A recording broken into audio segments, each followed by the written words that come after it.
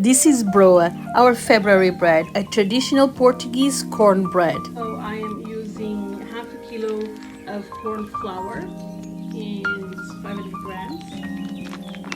I am going to use 2 parts of corn flour and 1 part of gluten-free flour, and I will sieve them so it gets lighter and without lumps. This recipe is the same for gluten-free flours or non-gluten-free.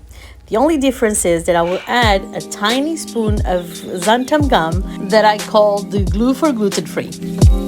From now on, you can have freshly baked from scratch homemade bread in less than 1 hour with no proofing required. Who would have thought it was that easy? What you need, it's very simple. It is the self-rising flour and sparkling water. I am so grateful that you're watching this recipe, and I promise that I'm going to have 12 amazing recipes with different flours, all gluten-free, and they're so healthy. No gluten, no dairy, no sugar, and no proofing. No fat, no grease. And actually, the cutting of the baking paper is probably the most consuming action of this recipe because I wanted to make it so cute. And I did, because I wanted to make them tiny.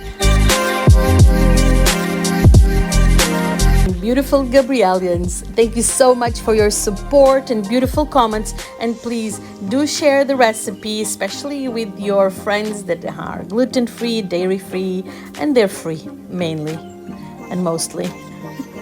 And please subscribe to the channel if you haven't yet. I'm going to have different shapes and sizes of these buns.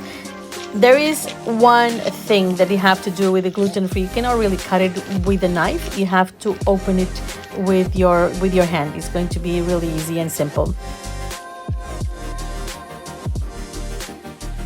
If there is leftover bread, I will put in the freezer, and then during the week I will take the night before and reheat in the oven. It's like having freshly baked bread in the morning. A true privilege and so easy.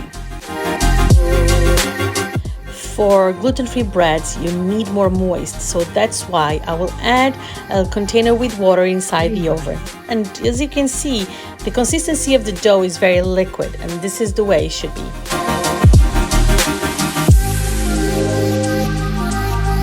I had a lot of people testing this bread, and they're so surprised that with gluten-free bread, finally, they can have soft bread but very crunchy on top, which you cannot find anymore in the supermarkets. But this one, it's a win.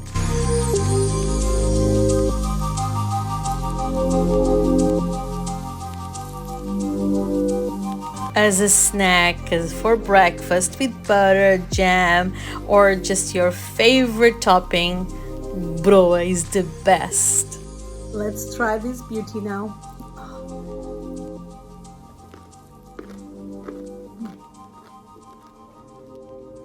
So good and tastes like home.